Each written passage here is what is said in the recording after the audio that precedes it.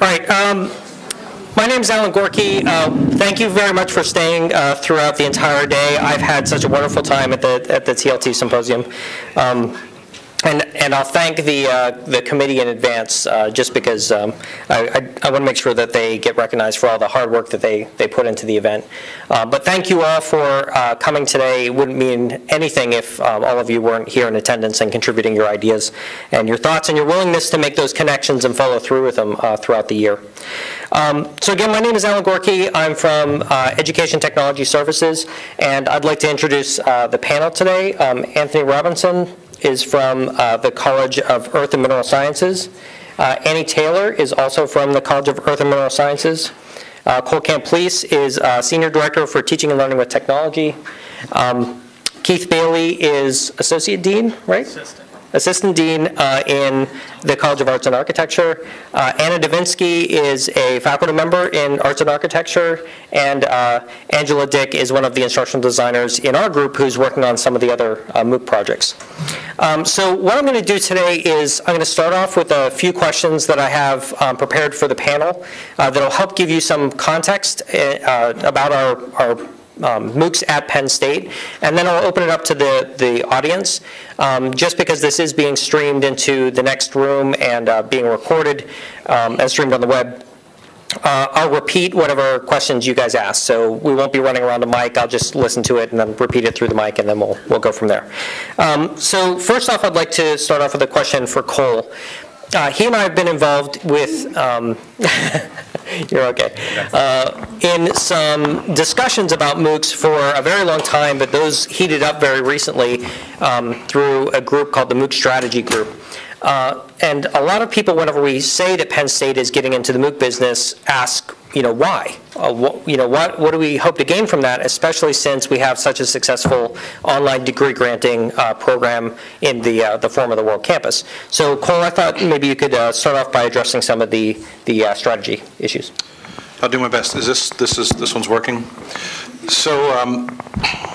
I should have Craig up here too. Craig Whiteman's in the back, and he has been an incredible collaborator in this process. And it's really interesting because people do say that, like, why in the world would Penn State go into this when we have probably one of, if not the most successful online degree granting, programmatic, high quality distance education initiative in the country. And I think as we sat down and we started to look at it, we saw a lot of our peers were participating, and we thought that was interesting, but that's not a reason in and of itself. We sort of looked at what we thought the arc of online learning looked like, and we saw that open was sort of winning in a lot of ways, but again, that's not a reason in and of itself.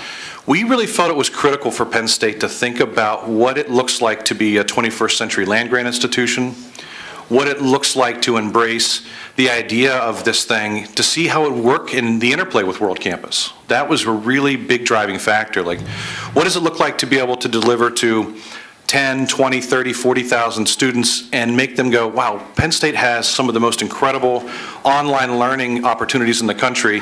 And by the way, you can move from this program directly into a credit granting program. And that's something that when we sat down with Coursera in, I guess, November, when they were going through the rounds of who they were going to add into the mix, really felt Penn State brought something really unique to the table.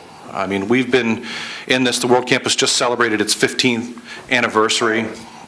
So it's not like we're new to online learning. We have a really rich history, and we have over 100 learning designers on this campus, which is phenomenal, right? I mean, we have all these people who think really critically about the systematic design of instruction and delivery, and we have deep expertise in this area. And Coursera really looked at us and said, hey, we think we can learn a lot from you. And so there was this really interesting interplay between what we felt like we could bring to the table and what they had to offer. And what they have to offer is an opportunity for us to deliver 5 courses, and we have over, what, 45,000 or so enrollments in those courses right now, and it's been a month, maybe. That's pretty spectacular stuff. And really, when Craig and I and others sat down around this MOOC strategy task force or team, the idea was, how could we construct a multi-tiered strategy, something that wasn't just about, hey, this is really interesting, let's do it. Let's talk about how we could move people from free, open, online to become real students of the university. That was a real critical goal. Another goal for us as educational instructional technologists was to understand what the platforms look like that can deliver at scale. What does it look like to take a class of 700 and turn it into a class of 15,000? And can we do it at a level that matches what we do typically in the World Campus to inform our practice as we go forward to offer more and more courses online. So when we did this, we really wanted to think about multiple strategies. Another is we might want to consider how we would use MOOCs internally to overcome the challenges we have with really high enrollment multi-section courses across the Commonwealth of Pennsylvania. We have all these campuses across Penn State that we could really help each other by putting content into a shared repository and delivering it to those folks. We think that the Coursera platform in and of itself is very interesting, and it's something that could really supplement and support what we do with our Angel platform and the course management systems going forward. So, you know, I heard Gordon Gee, who's the president of Ohio State University, said, someone asked him why did they join, and he said, well, everybody else is doing it, so we better do it.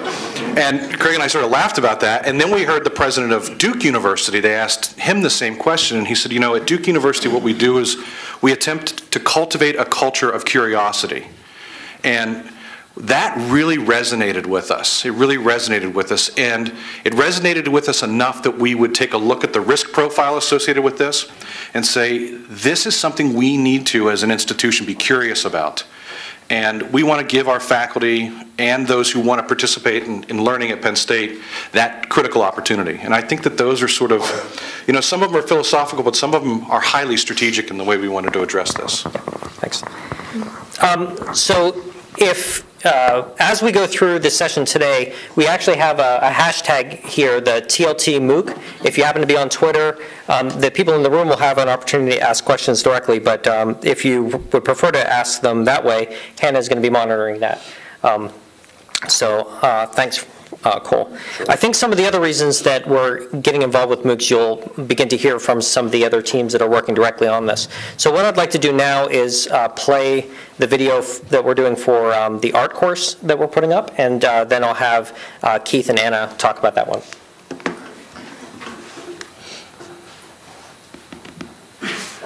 Hello, my name is Anna Devinsky.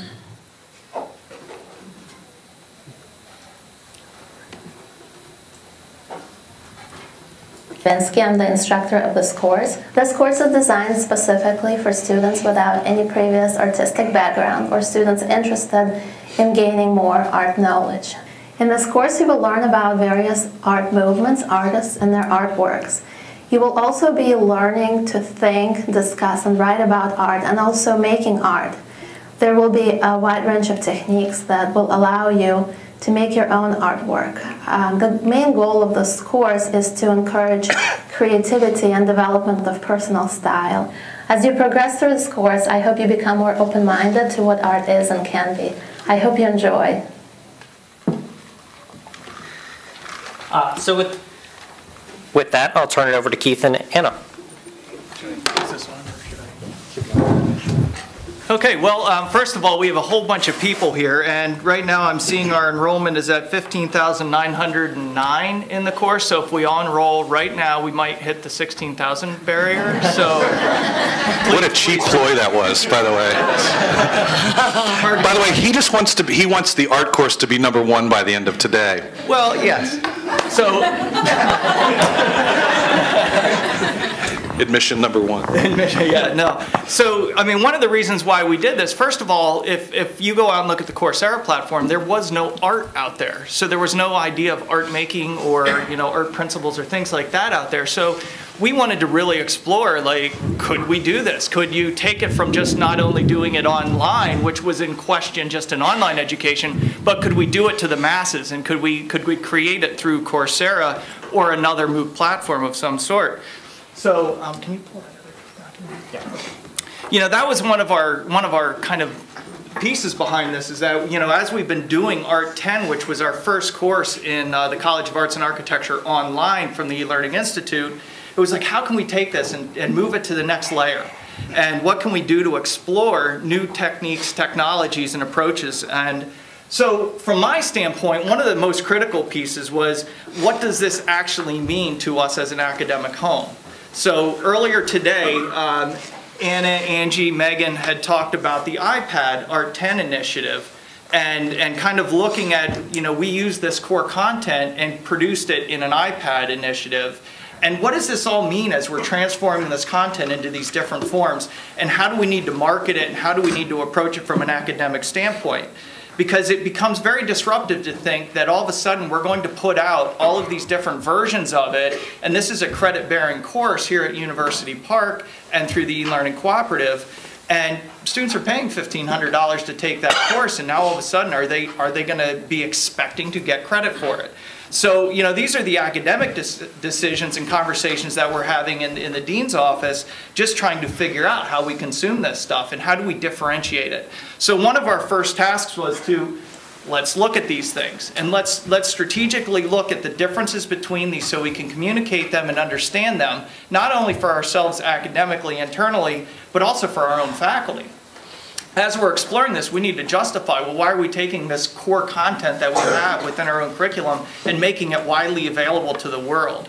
So if we start to look down through these, we start to break it down by, well, what does it mean, the number of hours that you're actually taking in each one of these different experiences? And you can see on the Art 10 online, the University Park version, which is fully online, it's a 15-week experience. There's an expectation of a lot of hours of work. They're going to get credit. They have a lot of assessment, a lot of assignments that they're going to be completing.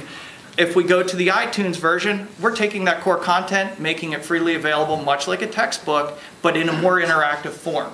Not for credit, no access to instructor, no engagement. There is some social interaction that we want to have happen, but that's going to be a secondary byproduct of the event. So, but then looking at it from a Coursera standpoint, it's a 7-week experience. Again, we have summer session courses that are 7, 6, 8 weeks long, but this is a very pared back version of that. And we've adjusted the assignments. The number of hours that we're expecting the students to complete is much more minimalized so we can get more students through this. So we're looking at it from an instructional design standpoint again, at what do we need to pare back to try to get as many people through, get them the experience that we want them to get, but not overwhelm them to a point that, well, why would I take this? I'm not going to spend 135 hours in a MOOC. I'm going to spend, maybe 5 hours a week? So really thinking strategically about all of that. Then the other pieces are looking at kind of the assessment. You can start to look across the board. Quizzes, art submission, critique, papers. Those are the premium experience. That's what you get and that's what you pay for here. And what you really want is you want access to Anna, right? You want to be interacting with her, getting the feedback and getting all of that conversation with her. These other environments, you're not getting that, right? So we want to be able to differentiate that and understand that. Paced, the one is paced, 15 weeks, could be a summer 6-week offering. With iTunes, there is no pacing. It's very independent. It's a learning experience. They go through at their own pace. They see what they want. They do what they want with that material. Very limited with Coursera. No expectation of actual faculty one-on-one involvement. It's going to be more to the masses. And Anna is a very diligent faculty member, which is wonderful. As we're paying her to teach this course locally, we don't want her to take that same effort in the Coursera model because she won't be able to handle it and she'll drive herself crazy trying to do that. And I know, yes. Art making assignments, things are graded in the one, they're not graded in the other because there's really nothing there. We're wanting them to post things through hashtags and things like that. Whereas in the art, the Coursera, it's going to be peer graded. We're going to use rubrics and students are going to be evaluating each other's works. Looking at the depth of content, each one of them scales back a little bit more in the amount of material that's actually produced. Some of that has issues of copyright. Access to the materials to putting it out in these various modes.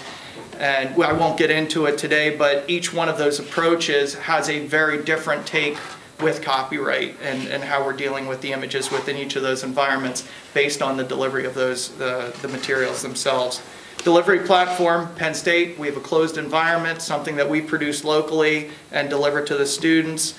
You need a Penn State account. There's an activation code that goes along with it to maintain the material and keep it up to date. iTunes, just freely available through the iPad. And then the Coursera is obviously through Coursera. Tuition is the cost to the student for the local one. It's free for the iTunes, except for whatever apps that they may want to purchase, which is associated to it. And then the Coursera is free, and of course we have to talk about whether we're going to do signature track and things like that. So, you know, this was really important for us to be able to figure this out. And we need to make sure that we're communicating our intent behind all of this. Our intent with the Coursera course is we hope that they get through this. At the end of it, that we also have a digital art certificate program offered through the World Campus, that if they like what they've seen here, maybe they'll matriculate in, go get credit, and then work through that degree. So that's my administrative approach to it and kind of how we've approached it. We look at this purely as an outreach initiative. We have no intent of this being for credit. We're not really thinking about that because we don't think we can accomplish that 135 hours and start to think of things that way. So with that, I want Anna to speak more now about the curriculum and some of the adjustments to it in the Coursera model and her interest in this. Thank you. I think what's really exciting for me is the diverse audience that we're going to get in the course, and to see the different perspectives of people coming from different countries and different cultures. And you know, I just think it's really exciting that these people can be creating artwork and sharing their ideas. So in the PSU course, even though we have over 130 students enrolled in the course, they still get a very close interaction with myself and my teaching assistant. So we have very detailed, specific rubrics that I created for the course. And in addition to the course, they also get my personal feedback or my TA's personal feedback that provide them with suggestions on how to grow and improve. So the teaching and the learning comes mostly from these evaluations. In the MOOC, the learning and the growth will come from peer grading, from the social grading, where the learners get to create artworks, post them, and then have discussions around them. And then there will be a very minimal rubric designed specifically for the MOOC that they will utilize to evaluate each other. And then I think the language that we use in the rubric and some other parts of the course is very important, because we have to remember that a lot of the learners are from different parts of the world, and English might be a second language for them, and also a lot of terms might be complicated in art. So we will have a glossary with vocabulary terms. We will be pointing them to different parts, different websites that can inform them on various definitions and concepts and formal elements in art making. Right now in the course for Penn State, we have a textbook which we're not going to use in the MOOC because we don't use textbooks in MOOCs, right? So instead of a textbook, they will have this online content and images, but in addition, we will be guiding them to different sources for additional information. They will also have quizzes in the MOOC, and we have quizzes in the original course at PSU, but once again, these quizzes will be different. They will be catered for a more wide, diverse audience. And as Keith was mentioning, our expectations are completely different. We're not expecting them to spend hours and hours on the artwork, as I do for my Penn State students. Even though they're non-art majors, I still, I like them to do their research and invest a lot of their thought into their assignments.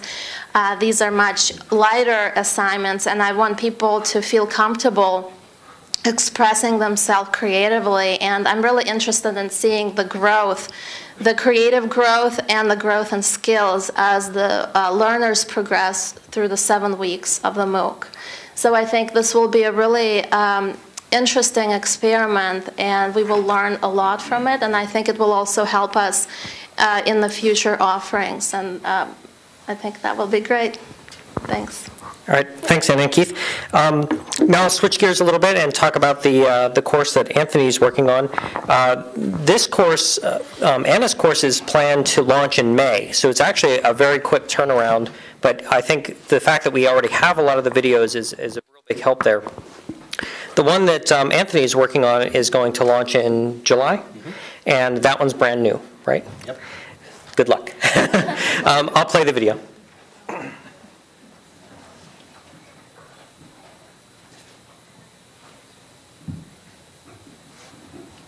And this is the geospatial revolution. These are maps. And this is the geospatial revolution. Hi, I'm Anthony Robinson from Penn State. The explosion of location-aware technology and digital mapping... That's it. That's why my course sucks compared to Keith's. Half as many people enrolled. I know, did you see that? Keep the technology away from me. I'm actually not in control of YouTube, believe it or not. It's weird. That's so weird. Wow. Just reload the page. Just reload the page. He is. It didn't work at all in Firefox. Why are we using this terrible? Oh, God. Do you want to just talk about it? All right, while he's doing that, how many of you know what a geographer is? Or do you think you know? So like maybe 5% raised their hands.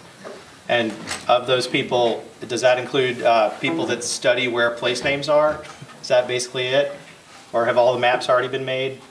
So my class is sort of challenging some of those notions. That's really what I want to do. I want people to make maps, so not just use maps. Almost everybody in here is probably using a location-aware device, right? Your iPhone, you're figuring out like where to get the nearest beer, or you know, where your spouse is right now because you're tracking them secretly. So, so that kind of stuff, though, doesn't come from nowhere. There's a whole discipline of geography, a science of geography, and there's an enormous amount of technology and design and cool stuff happening in geography. And the geography major at Penn State and everywhere else is something that people discover. You don't go out of high school and you're like, yeah, I'm totally going to be a geographer someday. I sure didn't. I doubt almost any of my colleagues fit in that mold. So I'm interested in having people... Information science and spatial thinking. We're going to work with real-world examples that you can understand geography beyond the surface level. We'll explore what makes spatial information special, how spatial data is created, and how spatial analysis works. And we'll design maps so that they can tell great stories. To be successful in this class, you'll need to be comfortable with trying new technology and capable of completing lab exercises, quizzes, and readings on your own. This course is designed for aspiring geographers, so it won't be really useful if you're already a geospatial guru, unless you really like to look at me. Totally join this class. I think where is more important than ever, and I'm excited to make some maps together. That's it.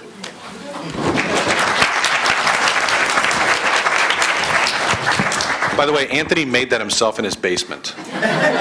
True. No, I'm not kidding. True He story. actually made it himself in his basement. Yeah. And it saved his. He said, yeah. How about that? Yeah.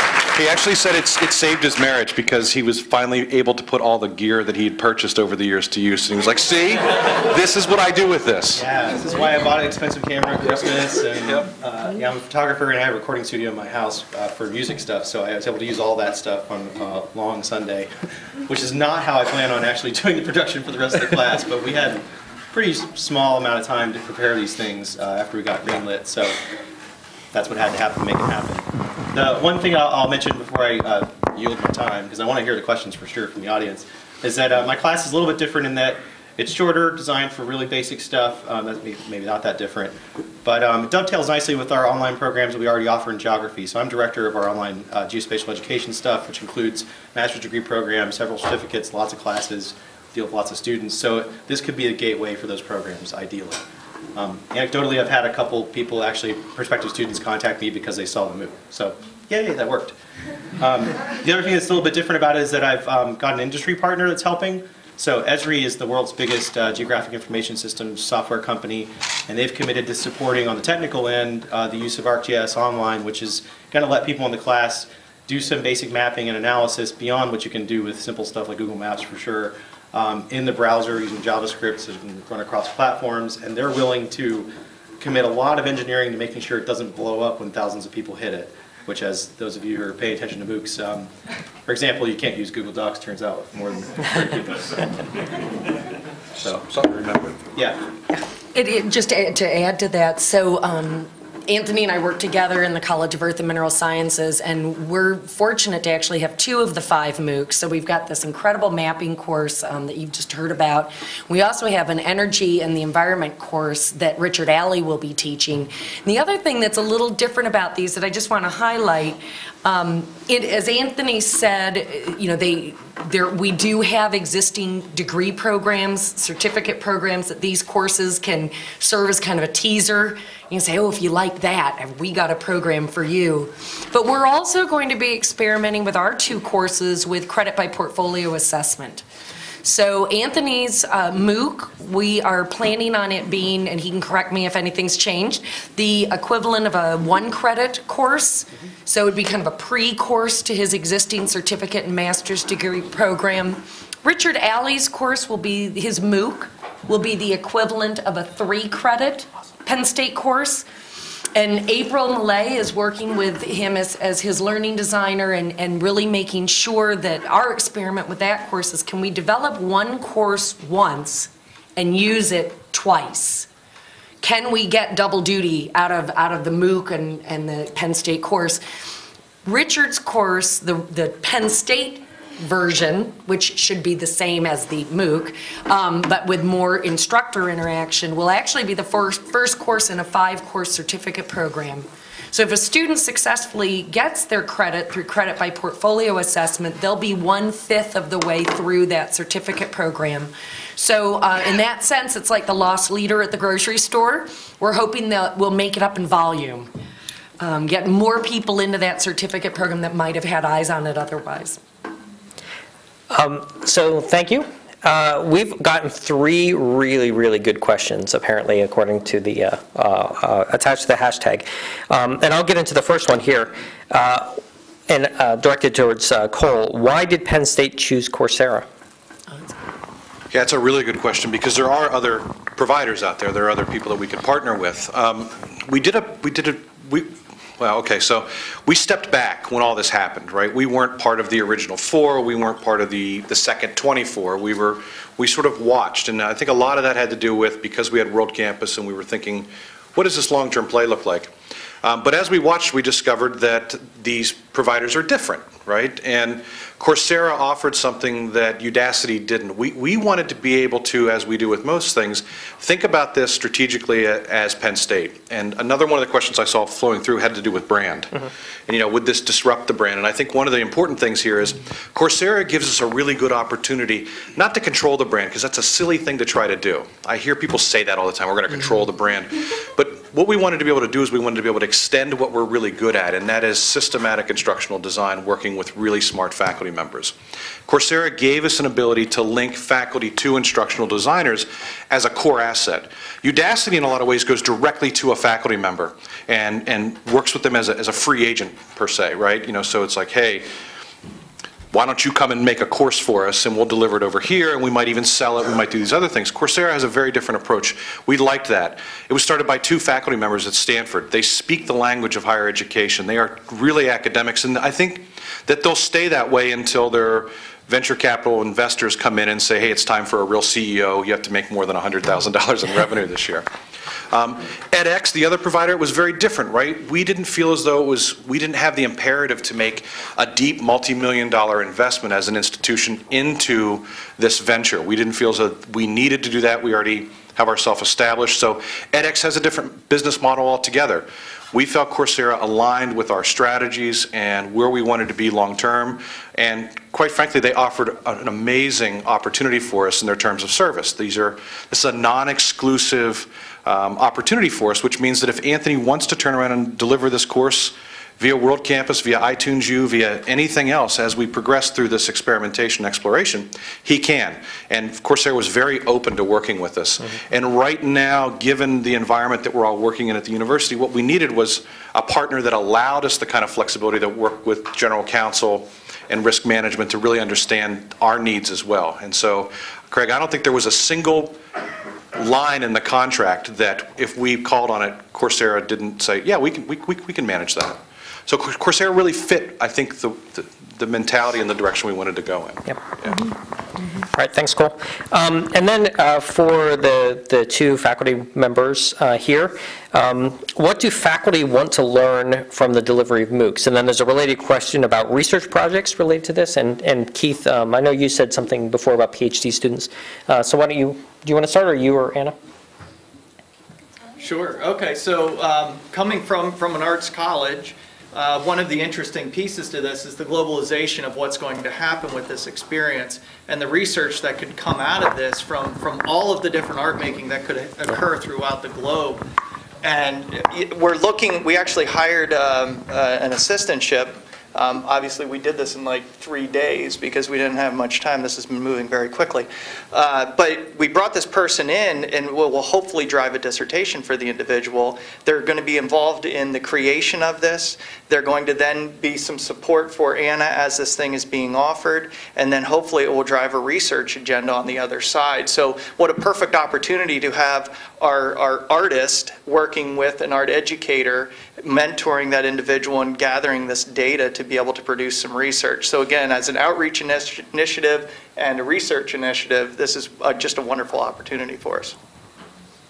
What he said, he pretty much sums it up. I think it will be great to have the data available, and I think it can push us in so many directions that we might not even know about right now, but having access to so much diverse art and ideas, I think, has a lot of potential.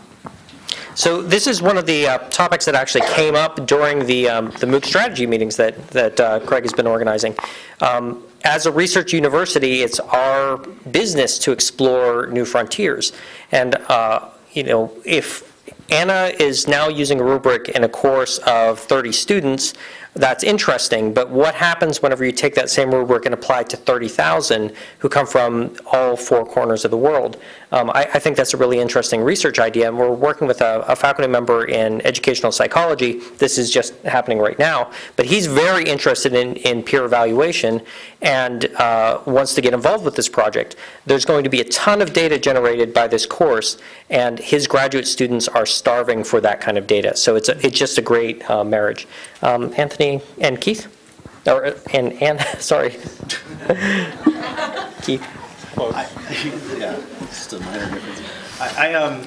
One thing I'm really interested in doing with this on the research side of my job, I study map design, obviously. So this is a chance for me to have potentially thousands of maps created and curated through this ArcGIS online system under almost identical conditions. Yeah. So a lot of my colleagues in geography who are 1,000 responses in one form of stimuli and maybe 5,000 in another one, and then you can compare them, and no one has ever been able to do that kind of thing studying map design. And so there's an enormous amount of research potential in understanding how people interpret graphics.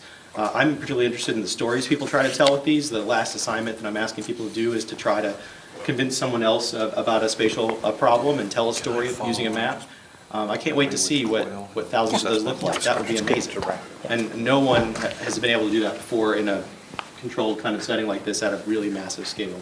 I know my learning designer, Erin Long, also is really interested in looking at this from the instructional design aspect, and she's wants to experiment with peer review of map quality, and there's an aesthetic component to map design as well as a perceptual and science-based sort of aspect to map design. So reviewing that and developing an effective way for peers to review things is something that she's quite interested in too. Yeah, and I think the one thing that I'll add, well, 2 things I'll add. One is, another thing Coursera was really generous with was offering us access to the analytics and the data that flow underneath each individual course and the courses in aggregate. So we can do that kind of work. The other thing that I want to mention is we sort of have two things, right? There's research that the faculty members are thinking about, and then there's assessment. And so part of the overall strategy has been to tie COIL, the Center for Online Innovations and Learning, to the assessment piece. And it goes again to one of the comments about quality and things of that nature. So we're building an assessment model that will be able to be delivered across all of the courses, so we can actually have a better sense of what makes these things work, what makes them fail, and sort of in that vein. So we have research happening at the faculty layer, and we have assessment happening at the institutional layer. I think the one thing I would just want to add to that is to the quality point. One of the reasons I personally really wanted to see our college get involved is because I'm very proud of the work we've been doing in online education at Penn State. And I really believe we know how to do it right. And I was really kind of dismayed over what I was seeing in a lot of these MOOCs. I'm sure many of you, if not all of you, have probably signed up and played around and seen what they're like. When they're good, they are very, very good. And when they are bad, they are appalling. And there are a lot of lessons that we learned 15 years ago that people who are new to this, to online learning and their first foray or MOOCs are repeating. They're not taking the time to look around and see what we've already learned. So I'm really, I'm very anxious to have us trying some new models, some different models.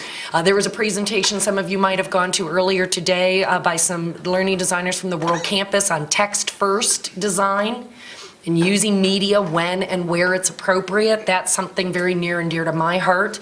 Not having, not necessarily following the model of the MOOCs that are out there and showing people what we can do and the quality that is possible. Yep. Thanks, Ann. I just want to add that Bart Purcell is going to be working on doing an IRB so we can study these courses, especially demographic factors, such as collecting information about people, their educational level, their country of origin, maybe their motivation for taking a MOOC, and so we can correlate that with things like completion rates and that sort of thing. So Bart's going to be a big help in that area. We do have two more questions from online, but we probably have about time to take one. But I want to give the room an opportunity. Is there anybody with a really burning question who would like to raise their hand and ask something? Going? Wow. Going? Yes. Awesome. So I've heard a lot about potential opportunities to monetize MOOCs, and it kind of has such a negative sound to it, even that it is a recruitment tool, because it kind of seems like it's not benevolent, it's not like you want people to learn legitimately, and I'm sure that you do, and I'm sure that you do. But how do you counter that when people are like, that's despicable that you want to monetize I'll these? just repeat the question. Yeah, Julia's question was about the characterization of trying to monetize MOOCs and how people feel like that, and is that inherently evil or something? I have to tell you, personally, I'll just give a quick insight. Whenever I talk with Coursera people and I hear that their philosophy is teaching the world, that's powerful. They want to give more access to people who really can't afford education. So, Cole, I know you've talked with them a bit more. Do you want to tackle that? Well, I mean, there are emerging models that are coming forward around the notion of monetizing learning. I mean, we've monetized learning, right? We all understand that, right? We're at an institution where we've monetized learning. Unfortunately, that's what makes all this stuff really, really work. And there will be models that will come. There will be ones that win. There will be ones that fail. We're sure to participate in a few of those as they get legs. I don't really believe right now that's the goal with this. I think that we have people in the technology sector who are investing in higher education because it represents a huge forward-facing financial opportunity. And so those people who were spending millions of dollars on things like Twitter and Facebook and other things are swinging around and saying that, hey, we've sort of dropped the ball here, and there's an opportunity for great impact in this space. So I think right now this is sort of, if you build it, they will come. Let's build to, but when they get to 20 million learners and things like that, that somebody's going to make a play. That's just the way that it works. To your point, Alan, I mean, I think that the other opportunity of this is, what I really like about it is, yeah, we're talking in Old Main and other places about what it means to monetize this and what does revenue look like. But the majority of the conversations are really about opening access to a Penn State learning experience. I think it's important to know we're not offering courses for credit here right now. What we're doing is we're offering a glimpse into what it looks like to be a member of Penn State, you know, and I think that we're taking the step into this thinking, yeah, there's probably some financial gain down the line, but right now it's really about exploration, curiosity, and trying to do what is right next. I think that that's really where we are. So money, yeah, it sounds evil, but it's not. It's just what it is, right? Yeah. You know, it's really interesting. I mean, our core mission is education, and most of the people getting involved in MOOCs, whether they're, you know, educational institutions or whether they're governmental or businesses, MoMA is getting into MOOCs because their core mission is education. So I think it really is, Julia, genuinely altruistic. I know for us, the World Campus's primary office are adult learners. And so one of the things that excites us about providing these opportunities is it's an anonymous. If you've ever signed up for one of these things, you can make up your name. All you have to do is have a valid email address if you actually want to participate. So it's anonymous, it's extremely low stakes. You can feel free to ask the dumb questions that are, you know, we always say there are no such things, but people get worried about looking dumb or failing. And they get to test drive a subject or going back to school without fear of failure, without fear of humiliation. And I think that's just incredibly important. Thank you. All right, we're out of time, so just a few closing thoughts. This MOOC space is one of the most exciting things that I've seen in my professional career.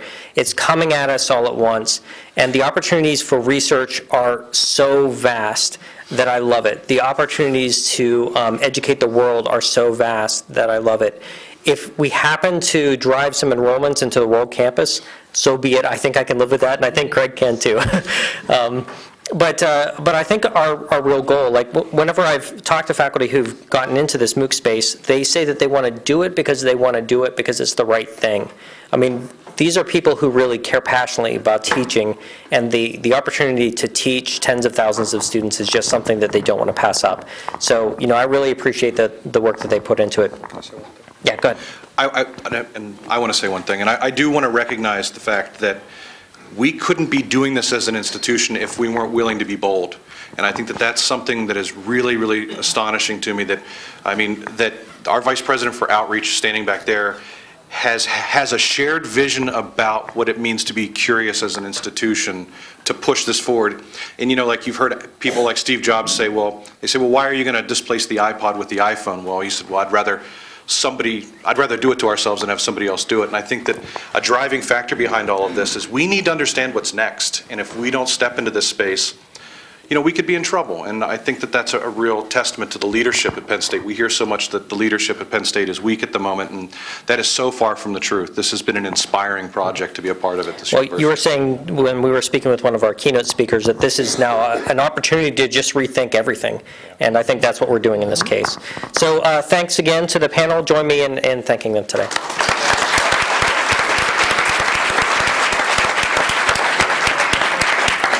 And thanks again for sticking with it to the end of the day. Please have a great weekend.